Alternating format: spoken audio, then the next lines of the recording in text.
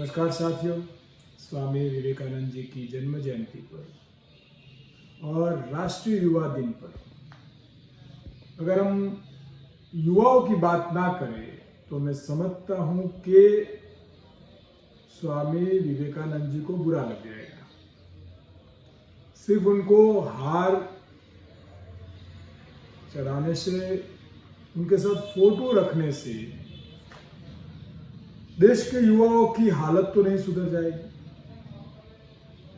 Vibrant Gujarat के बेरोजगार युवाओं की कहानी की तो बात करनी होगी।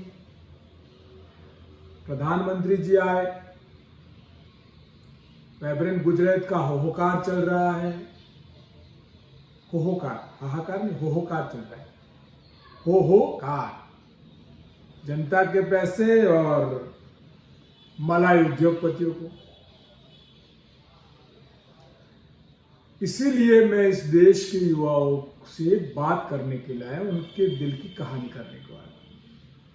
वाइब्रेंट गुजरात बिजनेस होना चाहिए, उद्योगपति आने चाहिए और गुजरात में ढेर सारा उद्योग होना चाहिए। मैं भी उसके समर्थन में हूं, पर क्या इतने सालों से, इतनी बार, इतने बड़े खर्चों से इतने सारे एमओयू हुए, फिर भी एक क्लार्क की भर्ती के लिए 21-21 लाख, 12-12 लाख, 15-15 लाख पीएचडी किए हुए लोग, हाईली एजुकेटेड लोग अप्लाई करते हैं। ये वाइब्रेंट गुजरात में, विकासशील गुजरात की बात कर रहा हूं। अच्छा, अदानी जी ने तारीफ कर दी और रिलायंस वालों ने तारीफ कर दी। ठीक है, मीडिया तो सारे अदानी ने खरीद लिए हैं, बचे कुछ हैं तो और बिजनेसमैनों ने खरीद लिए हैं। गोदी मीडिया की तो बात करेंगे नहीं।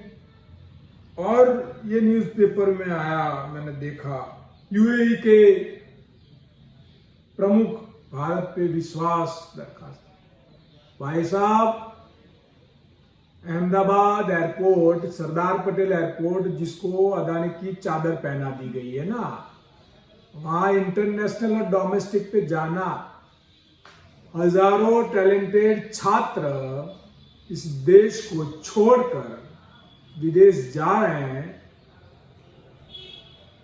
दुबई होकर। सबसे ज्यादा टूरिज्म बढ़ रहा है दुबई का इंडिया की वजह से। तारीफ क्यों नहीं करेंगे? ये कैसी बात हुई मालूम है ना?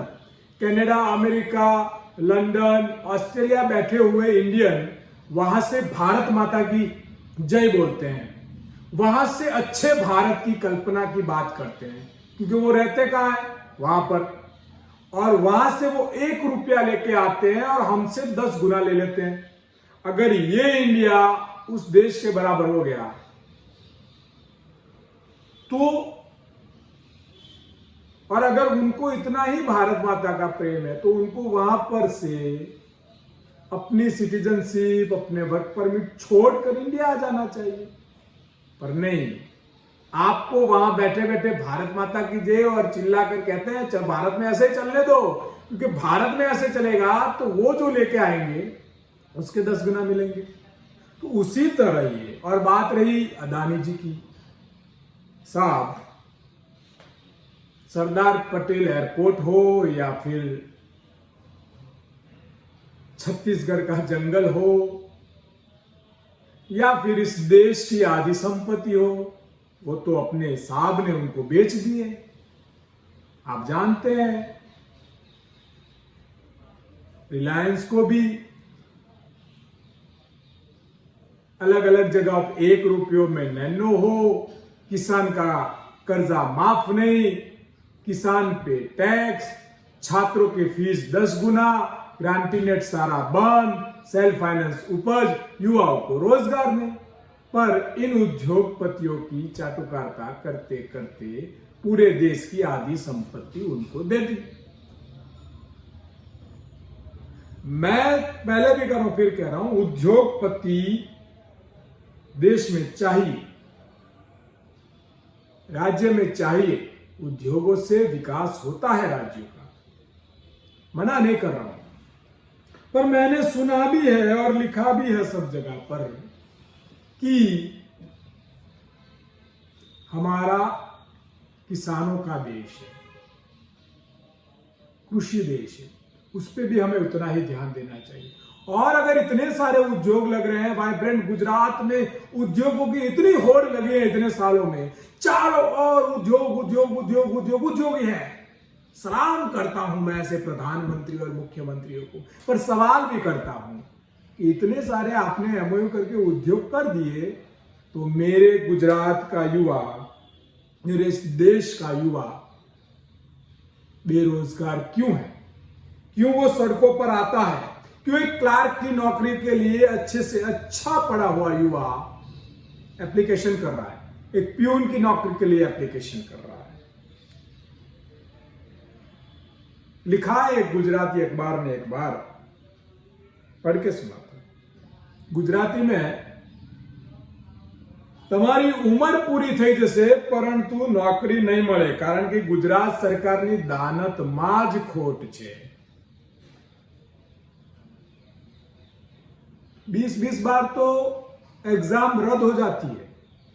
हिंदी में इसे कहते हैं कि आपकी पूरी जिंदगी निकल जाएगी नौकरी ढूंढते ढूंढते, क्योंकि नौकरी नहीं मिलेगी, इस सरकार की दानत ही नहीं है आपको नौकरी देने की। और पेपर फूटने में तो गुजरात को अवार्ड मिलना चाहिए, और वो भी राज्य या भारत का अवार्ड नहीं, इंटरनेशनल अवार्ड मिलना चाहिए। इतनी बार पेपर फूट चुके हैं इस भारत में, इस भारत के इस गुजरात में। कोई एग्जाम ऐसी नहीं होगी जिसमें पेपर ना फूटा हो, और कोई नौकरी ऐसी नहीं होगी जिसमें डुप्लीकेट इंसान को लिया ना गया हो। डुप्लीकेट यहां सब कुछ मिलता है, मुख्यमंत्री अभी तक नहीं मिले, पता नहीं वो भी मिल जाए। इतने सारे डुप्लीकेट, इतनी सारी नौकरी के लिए युवा जा रहे हैं। गुजरात की विकास यात्रा कागज पर है, बेरोजगारों का विकास है, ऐसा भी है। कैलिफोर्निया यूनिवर्सिटी के अर्थशास्त्री प्रोफेसर ने यह व्यंग किया था, इतने आंदोलन भी हुए। तो ये सीधा सवाल है, मैंने अभी पढ़ते पढ़ते न्यूज़पेपर में पढ़ा कि ताकतवर पासपोर्ट के जो नंबर होते हैं अपने देश में, अपने पासपोर्ट की जो ताकत होती है कि उस पासपोर्ट से कितने देशों के दरवाजे खुल जाते हैं। कोई जरूरत नहीं होती, पासपोर्ट रखा हुआ कहते हैं यार ये तो इस देश का, लगा दो। उसमें हम 80वें नंबर पे हैं, 80 नंबर पे। ऐसे देशों में हमको वीजा मिलते हैं जहां जाकर हमें घूमकर वापस आना पड़ता है। और 62 नंबर पर चाइना है हमसे आगे। और यहां पर ये पेपर वाले कंपैरिजन किससे करते हैं? बहुत हंसी की बात है। मैंने आज तक पढ़ा है कि कंपटीशन अपने से आगे वालों की जाती है। इसमें ये लोग लिखते हैं सबसे कमजोर पासपोर्ट की यादी में पाकिस्तान है। मतलब हम खुश क्यों हो रहे हैं मालूम है?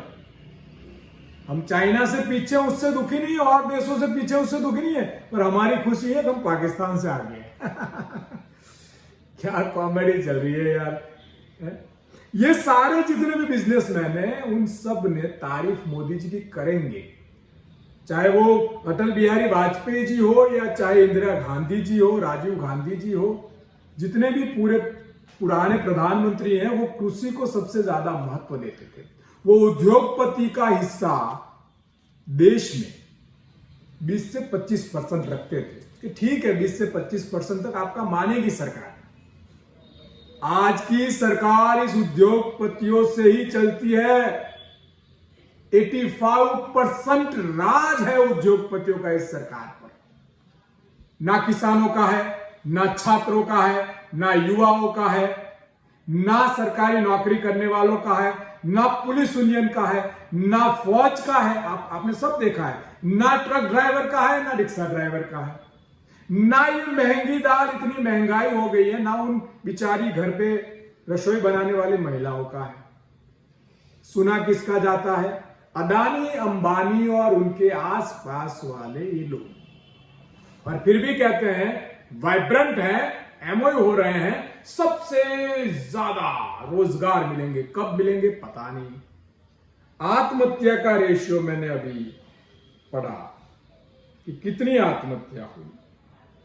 2016, 18, 17, 18, 19, 20 तक का ये मुझे मिला है। 2017 में घटे थे, 2017 में कम हुई थी, पर अब 2017 में जो 23% थी, 2016 में 9 ही थी, जो 23 हुई वो करे घटी थी, पर 2020 में 45% आत्महत्या बेरोजगारी की वजह से हुई।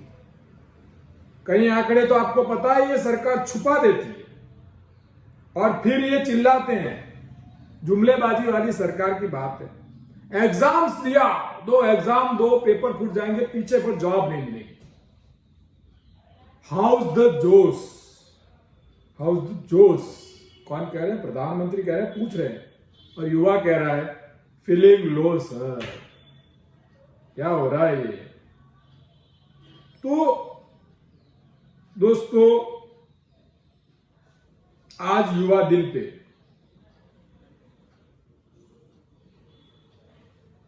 मैं इतना ही कहना चाहूंगा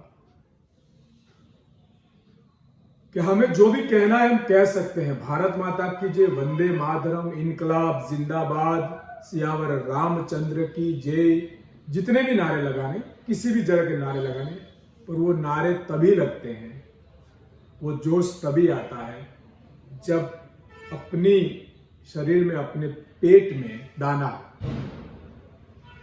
और दाना तभी होता है जब रोजगारी, और रोजगारी तभी होती है जब सरकार इसके बारे में सोचे। मैं हर बार कहता हूं, इसलिए बार कहूंगा, स्वामी विवेकानंद जी का जो सपना था, स्वामी विवेकानंद जी का जो सपना था, हमें उसे याद रखना होगा। हम कहीं ना कहीं वो भूल चुके हैं। वो कहते थे कि मैं देश को मंदिर की तरह साफ रखने को कह रहा हूं। जगह जगह पर हमने मंदिर बना दिए। वो नहीं कहते थे कि आप धर्म या जाति के आधार पर देश को बांटो। ये सारी चीजें हम भूल चुके हैं। मैंने पहले भी कहा, आज भी कहा, इन महापुरुषों के विचारों को हम बोलते जरूर हैं। उन्हें हाल मारा पहनाकर व्हाट्सएप यूनिवर्सिटी, फेसबुक यूनिवर्सिटी में जबरदस्त अपना फोटो लगा के चमकाते जरूर हैं, पर क्या उनके विचारों से इस देश को आगे ले जाने का प्रयत्न करते हैं? सरकार अच्छा कर रही है उद्योगपतियों के लिए, पर युवाओं का क्या? और सरकार कह रही है, हर बार एमओयू करती है, हर बार रुपये में मुफ्त में जगह दे रहे उद्योगपतियों को, पर कितने रोजगार उन उद्योगपतियों ने दिए युवाओं को, उसका भी एविडेंस सरकार को, युवाओं को देना चाहिए।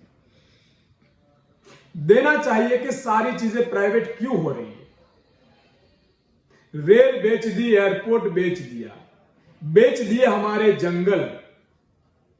कहते हैं करता हूं आपके लिए, चमकाऊंगा 3 ट्रिलियन की इकोनॉमी, पर क्या बताऊं मेरे साहब ने तो ना किसान रहने दिया, ना युवा रहने दिया। छात्र तो ऐसे भी रो रहा है, और सैनिक में तो अग्निवीर की आग लगा दी है। क्या करूं, जो चलाने वाले मेरे ट्रक और गाड़ी के ड्राइवर थे, उन्हें भी चक्कर में डाल दिया है, और उद्योगपति को एक नई चीज बेचने की बात कह दी है। तो ये सारी चीजें चल रही है। युवा दिन पे सबको शुभकामनाएं देते हुए मैं यही कहूंगा, हम सबको वासवा यूनिवर्सिटी और सोशल मीडिया की इस यूनिवर्सिटी से बाहर निकलना होगा, सवाल करना होगा, राम राज के लिए साथ मिलकर राम राज की कल्पना नहीं, पर राम राज लाना होगा। आइए तो हम सब मिलकर जो स्वामी विवेकानंद जी की जो सोच है उसको आगे बढ़ाते हैं। जगह जगह पर हम कट्टरवाद और नफरत से देश को तोड़ने की जगह देश को जोड़ते हैं। सभी युवाओं को सलाम। फिर से भारत माता की जय।